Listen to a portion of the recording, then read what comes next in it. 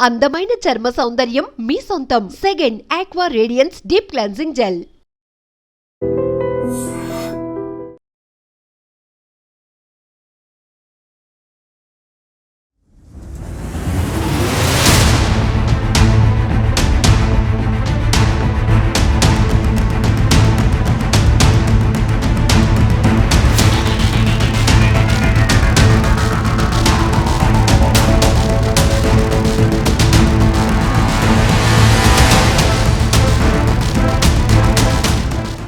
ఇంటి ఓనర్ ఆస్తిపైనే కన్నేసిన ఓ యువకుడు ఏకంగా మావోయిస్టు అవతారమెత్తాడు.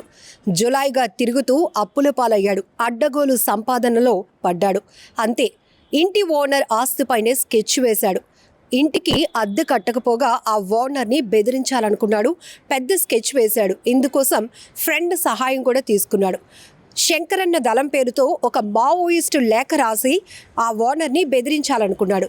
ఆ లేఖకు బెదరకపోయేసరికి ఇంటి ఆవరణలో ఒక నాటు బాంబు పేల్చి తులసి మొక్కను ధ్వంసం చేశాడు. తులసి మొక్కలాగే నీ కొడుకును కూడా చంపేస్తాను అంటూ బెదిరించాడు. ఈ యువకుడి టార్చర్ భరించలేనటువంటి ఆ ఇంటి ఓనర్ ఎట్టకేలకు పోలీసులను ఆశ్రయించడంతో ఈ యువకుడి బాగోతం బట్టబయలు చేశారు పోలీసులు. అసలు ఈ యువకుడు ఎవరు, ఎలా అప్పుల పాలయ్యాడు, ఎందుకు ఇంటి ఓనర్నే బెదిరించాలనుకున్నాడు, ఈ కేసు ఎక్కడ నమోదైంది, పోలీసులు ఇతగాడిని ఎలా అదుపులోనికి తీసుకున్నారు, డీటెయిల్స్లోనికి వెళ్దాం. విజయవాడ గన్నవరానికి చెందిన ఎర్రంశెట్టి రాజు పలు చోరీ కేసుల్లో జైలుకు వెళ్ళొచ్చాడు. 20 లక్షల వరకు అప్పులు కూడా ఉన్నాయి. తీర్చేందుకు మావోయిస్టు అవతారమెత్తాడు. షాపూర్ నగర్ ఎల్ఎల్బి నగర్కు చెందిన కూన రవీందర్ గౌడ్ అపార్ట్మెంట్లో 3 ఏళ్ల నుంచి కూడా అద్దెకుంటున్నాడు. రవీందర్ గౌడ్ దగ్గర చాలా డబ్బులున్నట్లు గ్రహించాడు. తన గ్రామానికి చెందిన కందురెల్లి రాజు అనే మరో యువకుడిని రప్పించుకున్నాడు. అతనితో మావోయిస్టు శంకరన్న దళం పేరుతో లేఖ రాయించాడు. తమకు 50 లక్షలు ఇవ్వాలని, లేకపోతే మీ కొడుకు రాఘవేందర్ గౌడ్ను చంపేస్తామని ఎరుపు రంగు టవల్లో లేఖను ఉంచడంతో ఇంటి ఆవరణలోని తులసి మొక్కను ధ్వంసం చేశాడు. డబ్బులిచ్చేందుకు అంగీకరిస్తే అక్కడ ఉంచిన ఎరుపు రంగు టవల్ను సూచికల చెట్టుకు కట్టాలని లేఖలో చెప్పాడు. బాధితులు పోలీసులకు ఫిర్యాదు చేయడంతో టవల్ను చెట్టుకు ఉంచారు. స్పష్టమైన సమాధానం రాలేదని గ్రహించి విజయనగరం నుంచి 13 నాటు బాంబులు తెప్పించాడు. ఈ నెల 28న రాత్రి బాంబులు వేయాలని నిర్ణయం తీసుకున్నాడు. పైసలు ఇవ్వకపోతే 2 ఇళ్లు కూడా బాంబులతో పేల్చేస్తారని హెచ్చరించాలనుకున్నాడు. అయితే కేసును సవాల్గా తీసుకున్న పోలీసులు 500 సీసీ కెమెరాల వరకు జల్లెడ పట్టారు. ఇంట్లో ఉండే రాజునే ఈ స్కెచ్ వేసినట్టు నిర్ధారణకు వచ్చారు. చింతల్ హెచ్ఎంటీ అటవీ ప్రాంతంలో నిందితులు ఉన్నట్లు తెలియటంతో వారిని అదుపులోనికి తీసుకున్నారు. వారి వద్ద 13 నాటు బాంబులు ఉన్నట్లు గుర్తించారు. కేసు నమోదు చేసి రిమాండ్కు పంపేశారు. ఎవరికైనా ఎటువంటి బెదిరింపులు వచ్చినా వెంటనే పోలీసులకు సమాచారం ఇవ్వాలని పోలీసులు చెప్తున్నారు. ఏదేమైనా అద్దెకు ఉండే ఇంటి ఓనర్నే బెదిరించాలని చూసిన యువకుడు ఆఖరికి కటకటాల పాలయ్యాడు.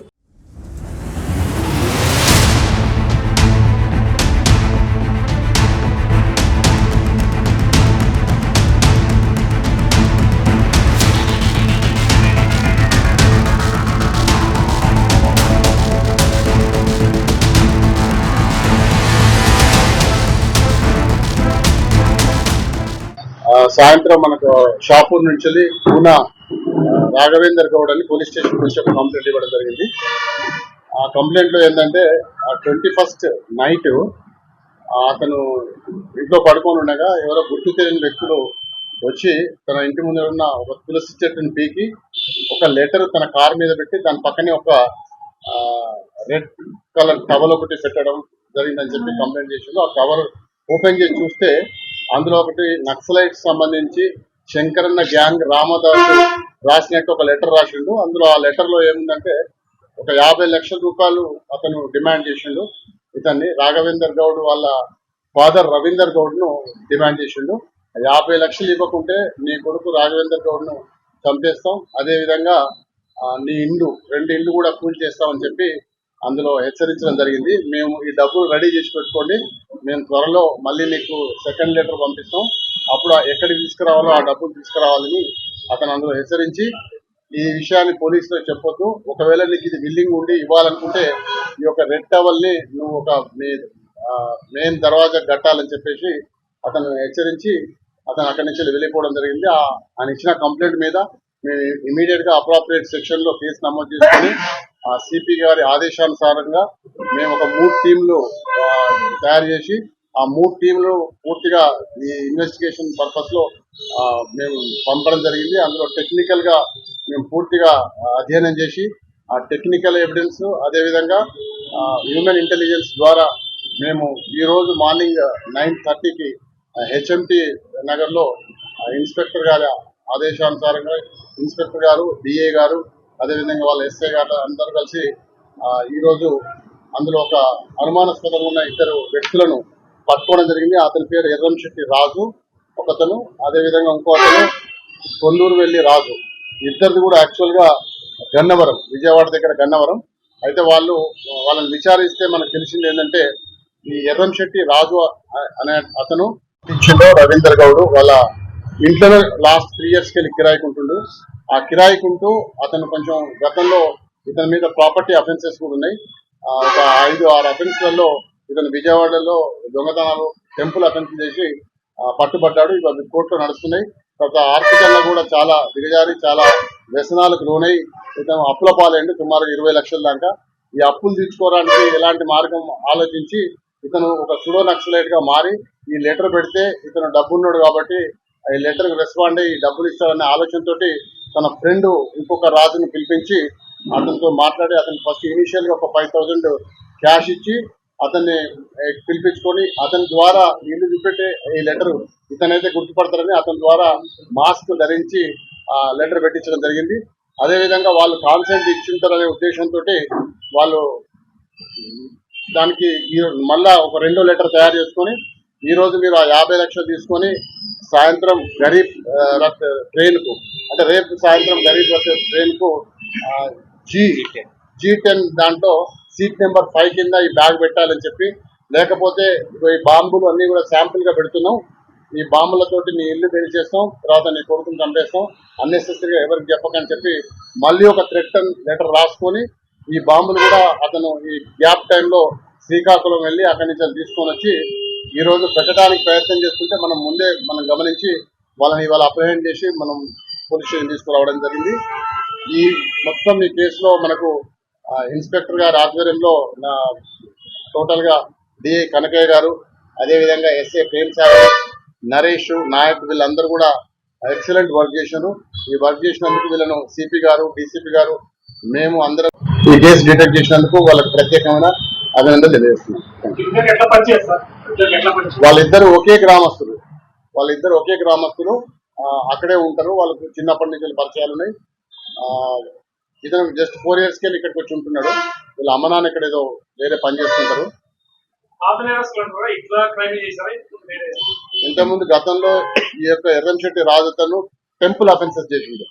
ఒక 6 cases ఉన్నాయి. అవి అండర్ ట్రయల్ నడుస్తున్నాయి. ఇతను రెగ్యులర్ గా కోర్టుకు పోయి కూడా వస్తున్నాడు. అంటే అతనికి పెళ్లి కాలేదు, వాళ్ళ తల్లిదండ్రులతో ఉంటారు.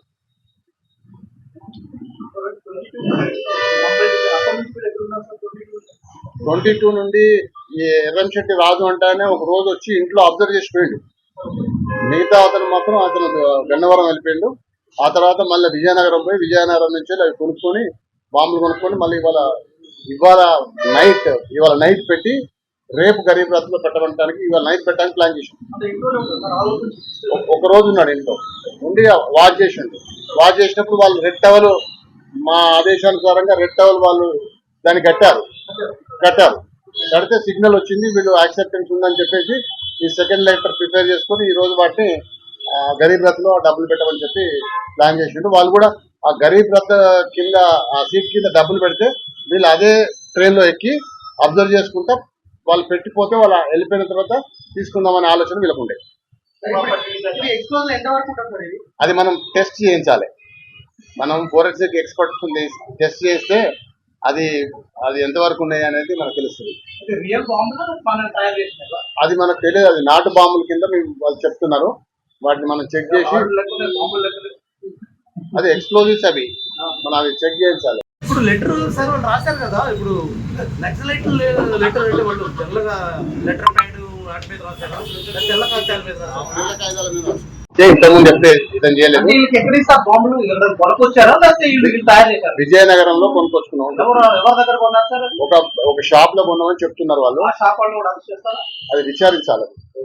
విచారించి ఒకవేళ నిజంగానే అది ఎక్స్ప్లోజివ్ మామూలుగా దీపావళికి రాకడి చేతను ఏం చేయము, లేదు నాటు బాంబులు ఏమైనా ఎక్స్ప్లోజివ్ సబ్స్టాన్స్ అందులో ఉంటే డెఫినెట్ గా వాళ్ళని కూడా అరెస్ట్ చేస్తాం.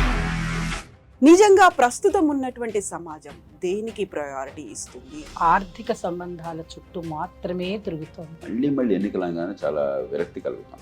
మంచి అనిపిస్తుంది కదా, లేడీస్ కూడా ఛాలెంజింగ్ జాబ్స్ చేసినప్పుడు చాలా బాగుంటది. ట్రాఫిక్ అసిస్టెంట్స్ గా నియమించిన ట్రాన్స్జెండర్స్ అందరితో సాల్యూట్ చేయించుకుంటున్నారు. ఫుడ్ డెలివరీ ఇవ్వటానికి వెళ్ళినటువంటి డెలివరీ బాయ్ అనిల్ పై కళ్ళ ముందు పిల్లని కొట్టి